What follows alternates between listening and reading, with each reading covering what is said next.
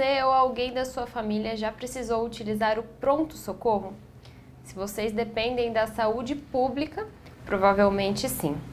O pronto-socorro aqui de Botucatu, esse serviço essencial para a população, é o tema do Transparência de hoje.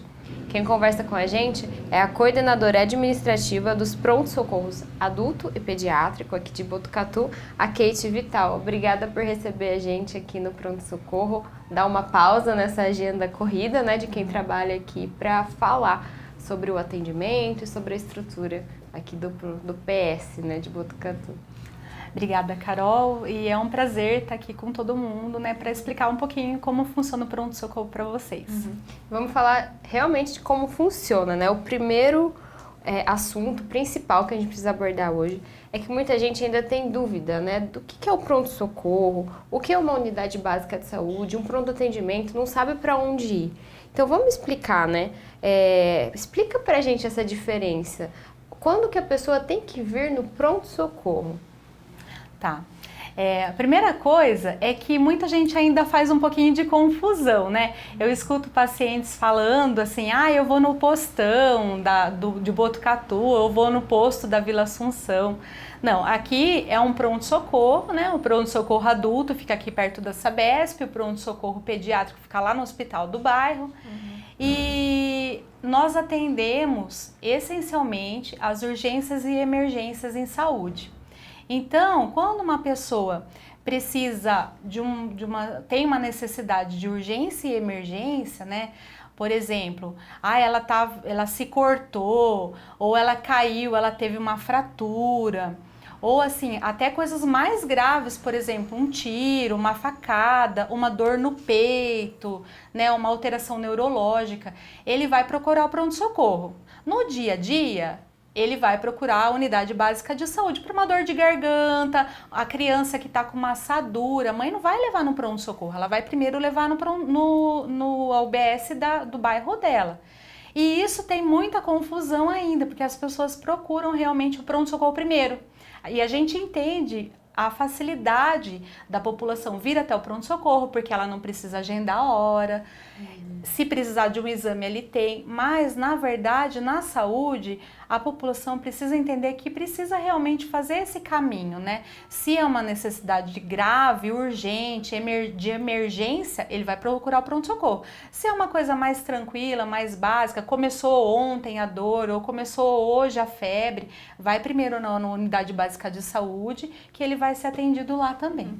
E quando a gente estava chegando aqui para gravar, a gente passou lá pela área de espera para o atendimento e aparentemente o pessoal estava tranquilo, né? E tem algumas placas dizendo que 80% das pessoas que vêm aqui para o pronto-socorro, na verdade, vêm com casos que não eram para ser atendidos aqui, é isso mesmo? É isso mesmo, é assim, é gritante, a gente já vem mensurando pronto-socorro de 5 anos para cá. E em todos os anos esse dado ele ficou realmente 75%, 80%, que são as necessidades não urgentes ou as pouco urgentes. A gente tem essa classificação até com uma orientação do Ministério da Saúde. A gente utiliza o HumanizaSUS para dar essa orientação para a gente. Então, assim, o Ministério da Saúde, ele preconiza que a gente utilize alguma estratificação de risco. Aqui a gente usa a classificação de risco, a gente baseia a nossa classificação de risco no modelo inglês, que é Manchester, né? Às vezes a população não entende muito, algumas pessoas criticam essa coisa de ter que classificar. Nossa, mas eu cheguei primeiro, eu quero ser atendido primeiro. Quando você vai num banco, quando você vai numa fila de mercado, realmente você chegou primeiro, você tem essa prioridade de pela fila. Mas no pronto-socorro, minutos para aquele que é um caso urgente e emergência mesmo, vai dizer pra gente se o paciente vai sobreviver ou se ele vai ter um dano ou não. Então, vai interferir sim os minutos na vida daquele que está mais grave, daquele que está com uma necessidade de emergência. E vamos explicar essas cores, então, esse sistema de classificação, né? A gente tem o vermelho, laranja, amarelo, verde e azul. Cada um grau de urgência e cada um também tem um limite máximo de atendimento. O vermelho com certeza vai ser atendido mais rápido e aí vai. Então, eu vou começar pelo mais grave, é a emergência. A emergência é classificada como vermelho. O atendimento da emergência tem que ser imediato, seja aqui, seja lá no pronto-socorro pediátrico, seja lá no pronto-socorro da Unesp. Os 3 pronto-socorros utilizam o mesmo tipo de protocolo de classificação de risco. Então, esse paciente, ele já vai chegar, já vai direto para a sala de emergência, e os profissionais já vão direto atender esse paciente. O laranja, que é o segundo, que é muito urgente, ele precisa ser atendido em 15 minutos. Então, assim, ele até pode esperar um pouquinho, mas ele não pode, ele tem que ser assim, meio rápido o negócio. O amarelo, ele é urgente, ele também precisa ser rápido, mas o Ministério preconiza que ele pode aguardar até uns 50 minutos aí essa espera. O que a gente faz com esses 3 tipos de paciente, que são, na verdade, o foco e é a função do pronto-socorro, atender com agilidade e rapidez esses casos. A gente já traz eles para dentro. O vermelho vai para a sala de emergência, que é uma sala preparada já para receber esse tipo de paciente. O laranja e o amarelo, eles vão ficar numa sala de espera interna. Isso precisa ficar muito claro, porque às vezes as pessoas passam aqui na frente do pronto-socorro e eles falam assim, nossa, o pronto-socorro estava lotado. O que está lá fora não é que o pronto-socorro está lotado, não. Às vezes o pronto-socorro lá fora tá vazio e aqui dentro está lotado de casos mais graves. E às vezes o pronto-socorro lá fora está lotado, mas aqui está mais tranquilo e o andamento ele já é mais ágil. Então assim, a gente fala esses minutos que são os preconizados, mas não quer dizer que o paciente vai esperar isso. É o máximo, né? Nem é o máximo, assim, é mais ou menos o que o governo diz pra gente, o Ministério, ele preconiza para dar uma orientação mesmo. Então, assim, esse tem que ser atendido logo e esse pode esperar um pouquinho e os outros podem esperar até mais.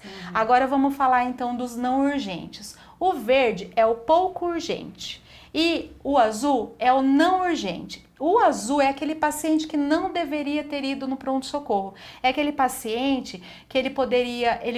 Vou dar o exemplo de azul. Eu sou um paciente que tenho diabetes e preciso trocar minha receita para poder pegar na Secretaria de Saúde ou até mesmo comprar. Em vez de eu ir na minha UBS, eu vou no pronto-socorro porque lá é rápido. Eu vou ser atendido rápido, afinal de contas é só trocar uma receita. Mas veja bem, só trocar uma receita. O outro era, por exemplo, um infarto, uma dor no peito, que é um infarto, que ele tem minutos para agir para uma medicação, para a gente fazer uma medicação, para agir. Então, tem muita diferença sim. Não é só trocar uma receita, porque tem uma série de trâmites que a gente precisa fazer. Então, isso precisa ficar muito claro, a gente bate muito na tecla para a população entender mesmo isso. Inclusive, muitas vezes a demora no atendimento, a sobrecarga no atendimento aqui do pronto-socorro é devido a esse uso indevido do pronto-socorro, do serviço. Às vezes, assim, a gente fala, não era para estar aqui. A gente entende que o paciente tem dor, mas ele pode ter uma dor e ele pode até conviver com essa dor. Vamos imaginar um paciente que tem um problema na coluna e ele tem dor há 20 anos. Às vezes essa dor ela é mais forte, às vezes ela é mais fraca. Ele vai vir aqui, ele vai ser atendido sim, viu, Carol? Porque o pessoal fala, ai, não vão me atender. Não, a gente vai atender. No máximo, o que a gente pode fazer é reorientar vai que é pegar aquele paciente que, por exemplo, a troca da receita e devolver ele para a unidade básica de saúde, onde ele vai receber orientação, onde ele vai receber um acompanhamento. É isso. Aqui ele vai ser atendido sim, só que o paciente precisa entender que vai demorar um pouco mais do que aquele que está mais grave. Tá certo. Bom, a gente falou bastante da questão do atendimento, espero que tenha ficado claro, então, que o pronto-socorro é para urgência e emergência, então venham ao pronto-socorro nesses casos, né? Sim, que, claro. Como você já explicou, uma dor no peito, uma fratura, casos graves. Agora, vamos falar um pouco da estrutura? Vamos. Primeiro, a gente está gravando aqui no pronto-socorro adulto, mas a gente também tem o pronto-socorro pediátrico. Por que aconteceu, né, deles serem divididos, separar o atendimento desses públicos? Então, a separação dos dois pronto-socorros, ela não foi intencional, não. Na verdade, o que a gente fez? a gente tinha a estrutura e a gente montou aquilo. E daí depois tinha uma outra estrutura e montou o pronto-socorro pediátrico. Então assim, em 2011, há muito tempo, né, atrás, já tinha uma necessidade do pronto-socorro do HC ele ser referenciado, porque afinal de contas é um hospital terciário, né?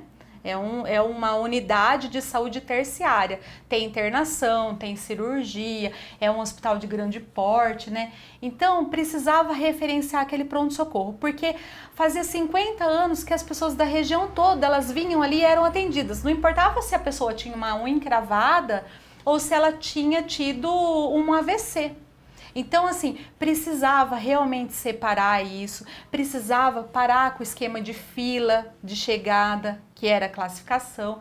Então, o que aconteceu? Naquela ocasião, quem estava na gestão, né, na época da prefeitura, tal, construiu aqui e fizeram o primeiro pronto-socorro adulto, né?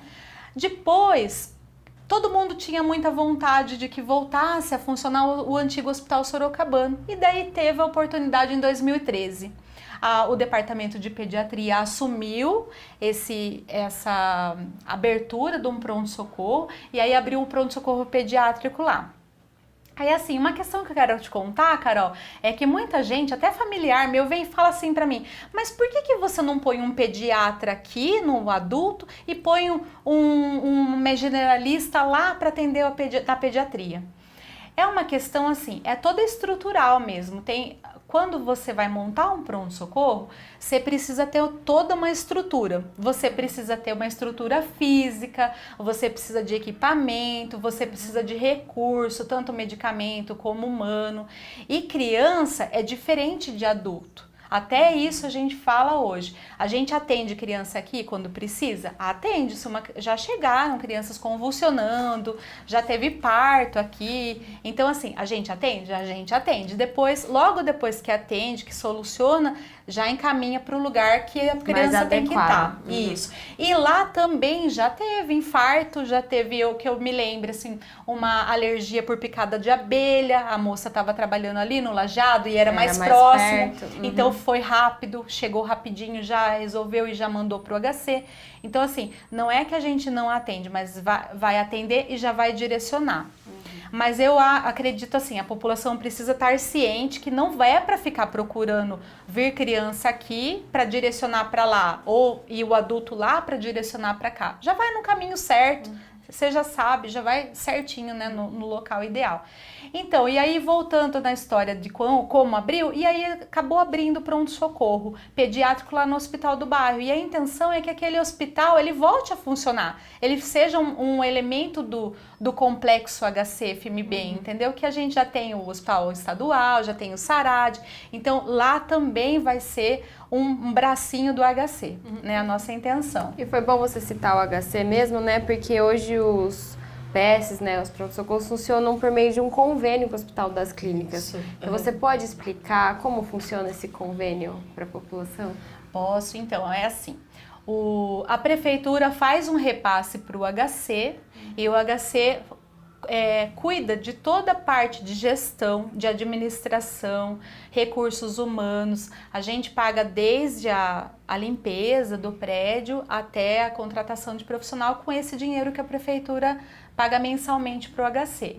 E a gestão dos dois pronto-socorros, ela é realmente em parceria. Nós trabalhamos muito juntos, assim, bem linkados mesmo. A gente consegue ter uma relação boa. Às vezes tem alguma coisa que precisa trocar informação, a gente troca as informações com a prefeitura. Enfim, e os dados também mensais que a gente encaminha para lá. Tem as metas, a gente presta contas para o Tribunal de Contas. Então é importante dizer isso, porque às vezes fica meio estranho que seja gestão prefeitura e HC, mas realmente é isso aí. É um convênio, uma parceria, né? Isso. E a verba, então, também vem da prefeitura, está vinculada à Secretaria de Saúde? Isso, a verba, a utilização da verba aqui, ela vem desse convênio e vem também do repasse SUS, né? Porque afinal de contas aqui também tem procedimento, tem atendimento, então tem esse repasse SUS. E agora sobre esses procedimentos e a estrutura, né?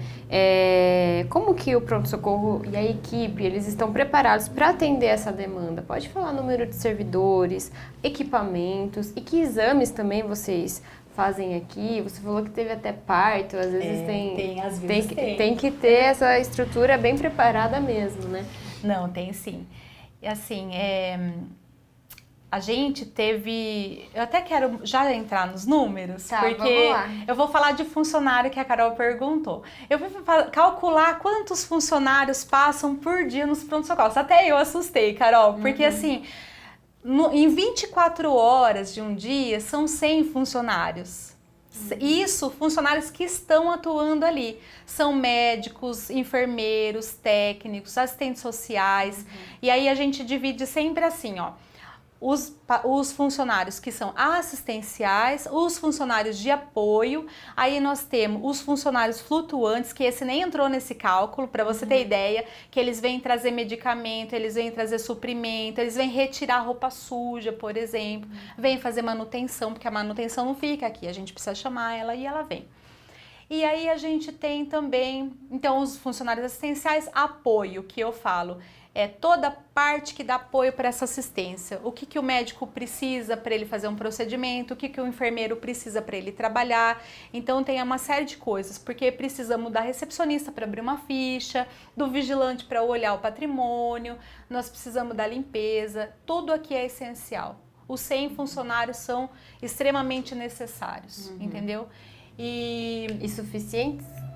São suficientes e sempre que precisa alguma adequação, a gente sempre faz o contato com a HC, conversa com o superintendente, tenta administrar isso daí, tá?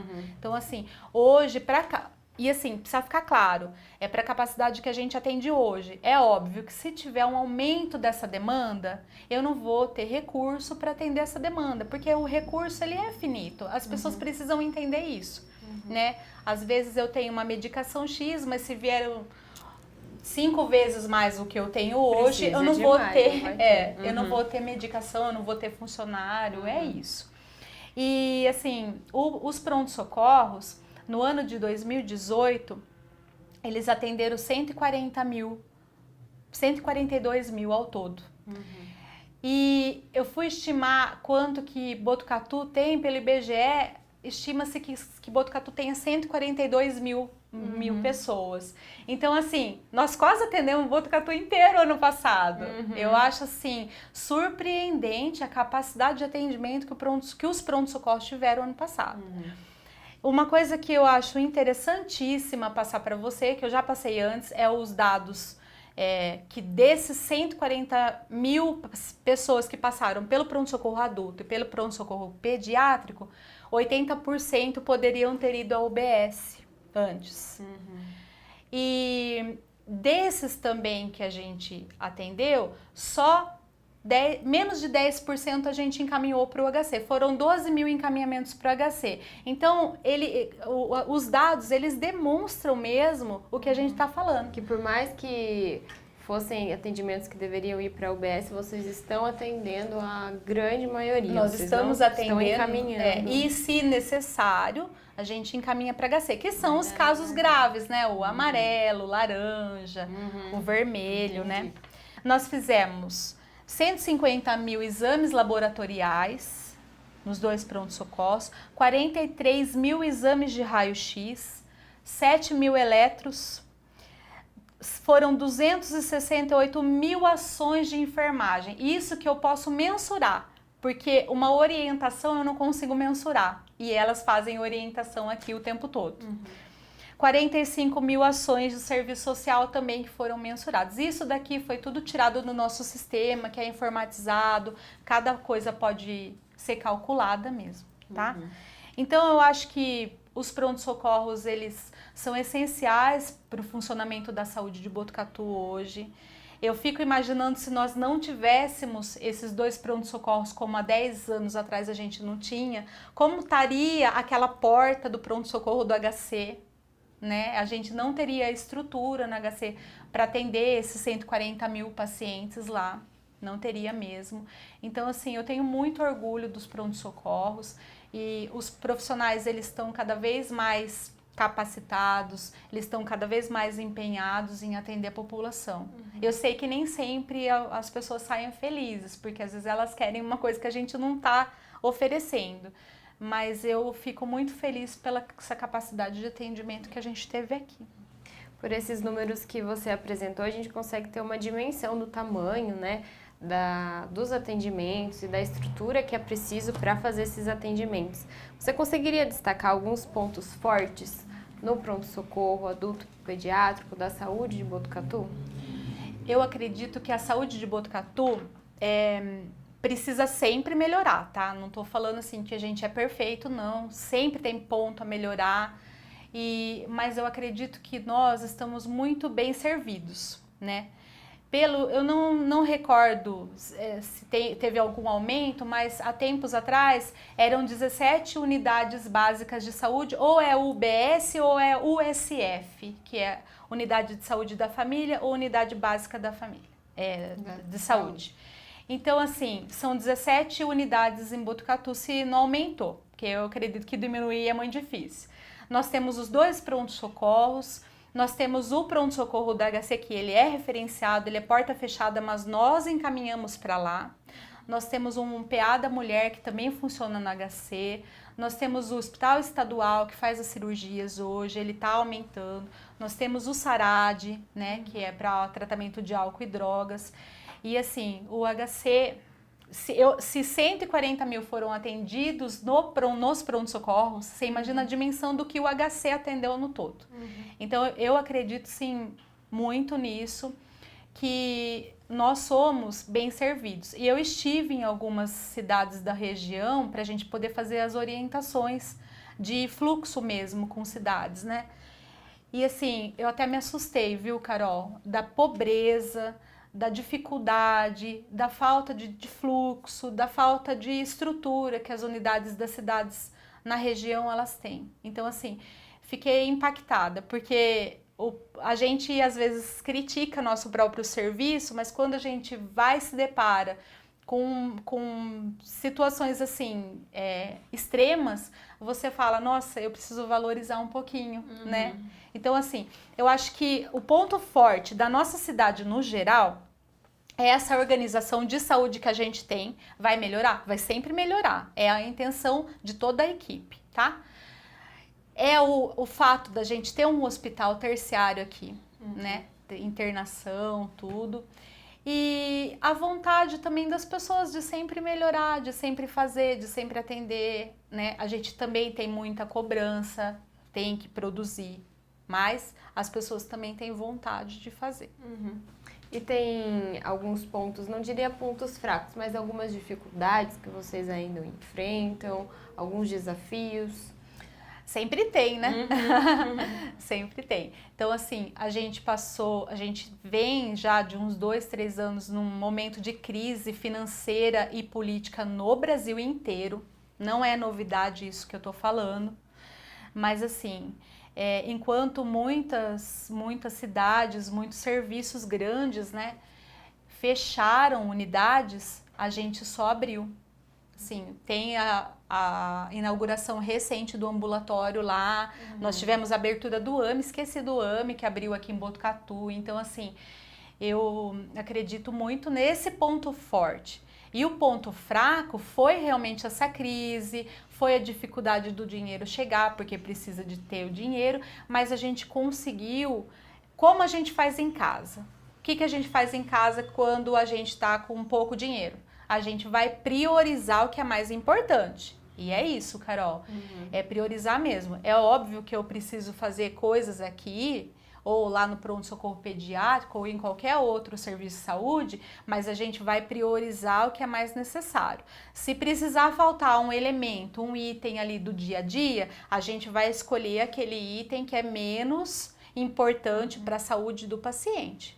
Então eu falo para você, mesmo nos piores momentos da crise, não faltou nada aqui, não faltou nada essencial para a gente cuidar do paciente. Então é importante a população saber disso. E falando da população, para a gente terminar, né? Como que você acredita que a população vê o atendimento prestado pelo pronto-socorro?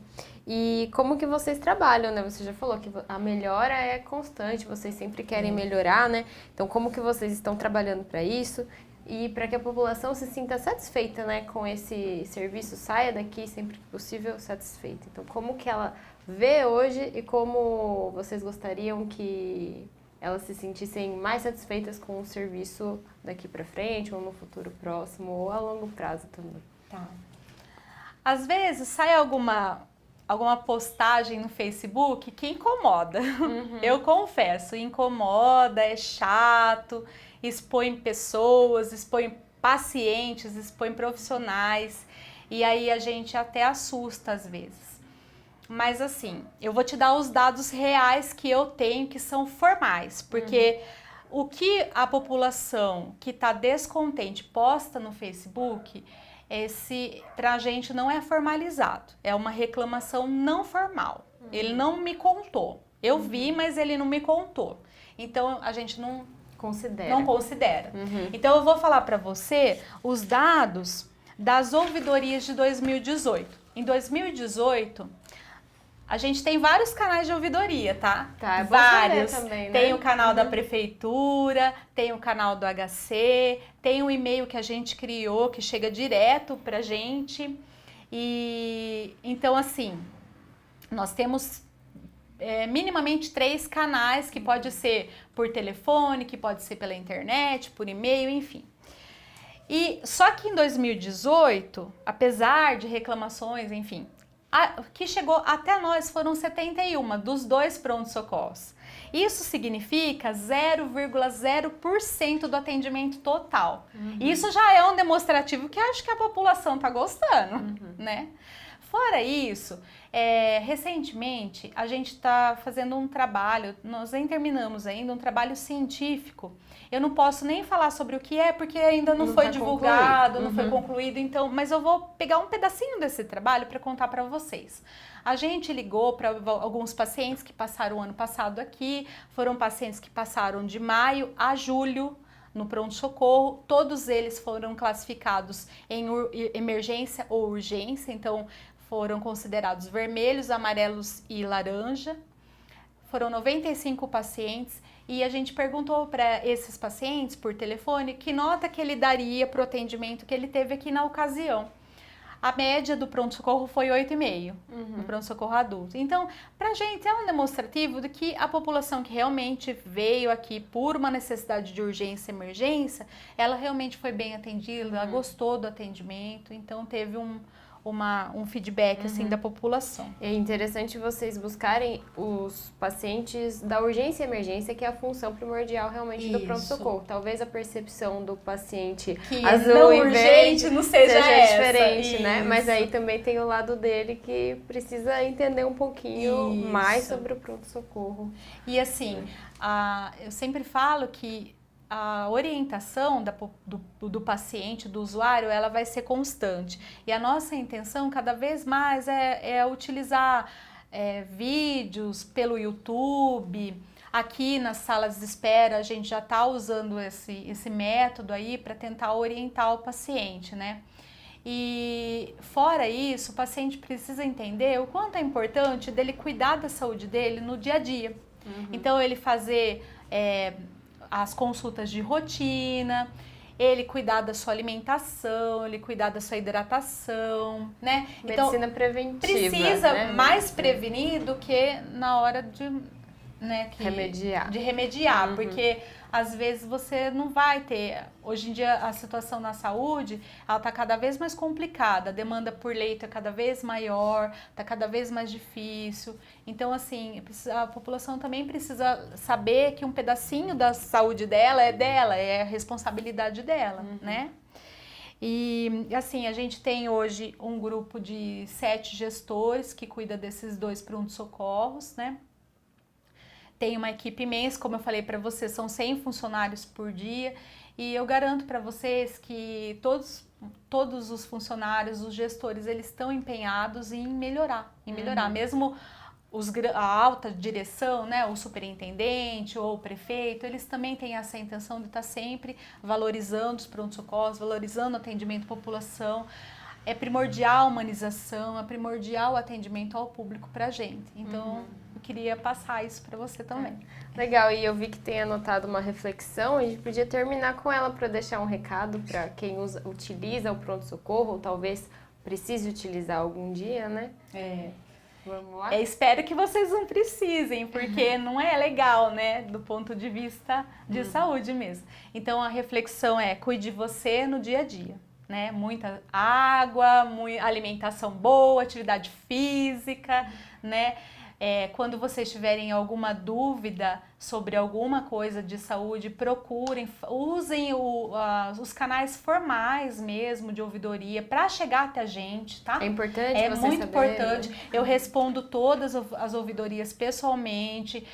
Eu perco 40 minutos com cada caso, porque eu quero investigar, eu quero entender se realmente teve negligência, teve uma falha, enfim. E assim, se vocês tiverem dúvida, tem muita coisa hoje em dia disponível na internet. Vão pesquisar, vão dar uma olhadinha. Às vezes não é o que vocês estão pensando, tá bom? Tá certo. Acho que é isso. Muito obrigada, Kate. Obrigada, Carol. Você conheceu um pouco mais sobre os serviços que o pronto-socorro adulto e pediátrico prestam aqui em Botucatu. Esse é o Transparência do Mês. A gente se vê na programação e até a próxima.